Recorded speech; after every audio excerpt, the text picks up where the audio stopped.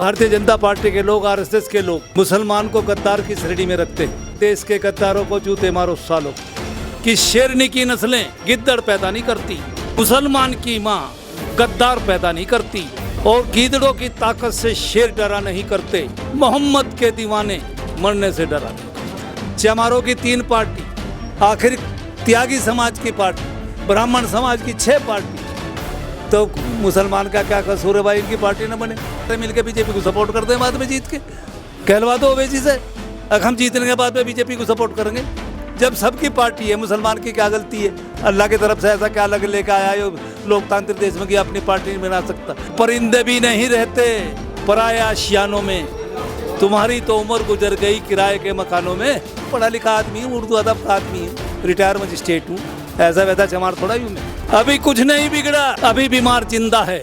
आपके इस शहर में अभी उर्दू का अखबार जिंदा है। मैं तो एक्सेप्ट कर लिया उन्हें, वो मेरे नेता हैं, खत्म बात क्या करूँगा उनसे मैं तो उनके मिशन को 2027 का मिशन है यूपी का, उसे आगे बढ़ाऊंगा, उसमें उनकी मदद करूँगा। मैं तो मदद करने में लगा हूँ। क्या नाम है आपका? मेरा नाम है चमार माधवराम शास्त्री। क्या कहेंगे, आज क्या इस बैठक में आप आए हैं तो क्या सुनने के लिए आए थे? ओवैसी साहब के मीटिंग में आए, शिरकत करना है। ओवैसी साहब का इनकलाब में साथ देने के लिए आए।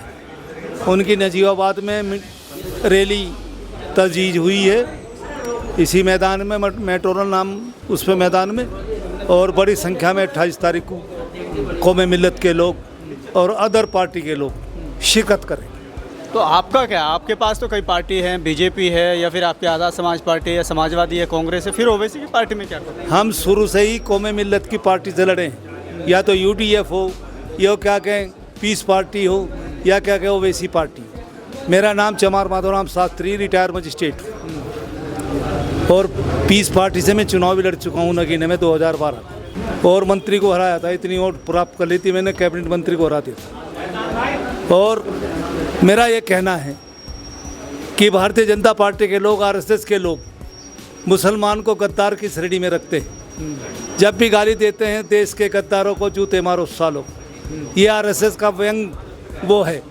और मैं कहता हूँ कौमे मिल्लत के बारे में, मुसलमान के बारे में, बहादुरों के बारे में कहता हूँ कि शेरनी की नस्लें गिद्दड़ पैदा नहीं करती, मुसलमान की माँ गद्दार पैदा नहीं करती और गीदड़ों की ताकत से शेर डरा नहीं करते।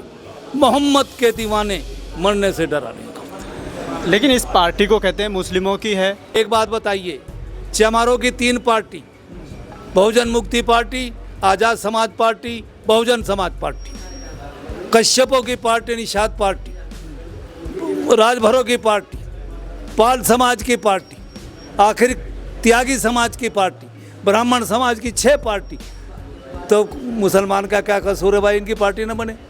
इन्होंने क्या गलती करी है कि इनकी पार्टी न बने? जबकि ये देश लोकतांत्रिक देश है, डेमोक्रेसी देश है। Democracy is the people by the people for the people. Democracy सबका हक है। 19% मुसलमान हैं, आज 21% हैं। मुसलमानों की है कोई पार्टी? मुसलमान तो बीजेपी को रोकेगा ना, जैसे पार्टी कहती है। बीजेपी को रोके तो इसी के जो एजेंट है, बाकी सारे जितने भी ये मैंने नाम गिनाए सारे मिलकर बीजेपी को सपोर्ट करते हैं बाद में जीत के। मुसलमान की पार्टी का सपोर्ट करते कि इसे कहलवा दो ओवैसी से। अब हम जीतने के बाद में बीजेपी को सपोर्ट करेंगे, लेकिन उन पर आरोप मर जाएगा, लेकिन ये बात नहीं कह सकता। लेकिन आरोप लगता है उन पर। आरोप लगाने वाले तो लगा रहे हैं भाई, आरोप भी कोई है क्या? अब आप बताइए, जब सबकी पार्टी है, मुसलमान की क्या गलती है? अल्लाह की तरफ से ऐसा क्या लग लेकर आया हो लोकतांत्रिक देश में कि अपनी पार्टी नहीं बना सकता?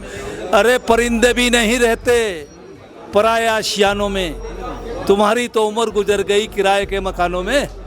कहाँ खड़े, कहाँ स्टैंड है? कोई सुनता है?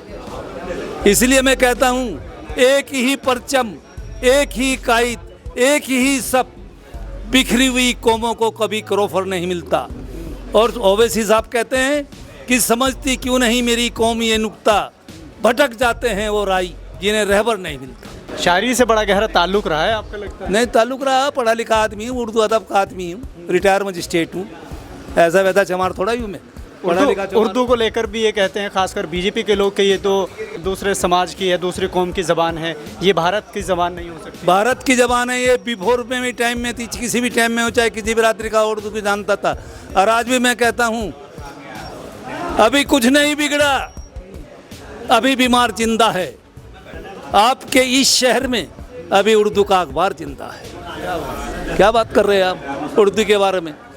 उर्दू तो मीठी लैंग्वेज है, प्यार की लैंग्वेज है भाई, सबकी लैंग्वेज है। प्यार करना सबसे बड़ी मोहब्बत तो उर्दू में ही पैदा हो रही है, और किसी लैंग्वेज में है क्या इतनी मोहब्बत?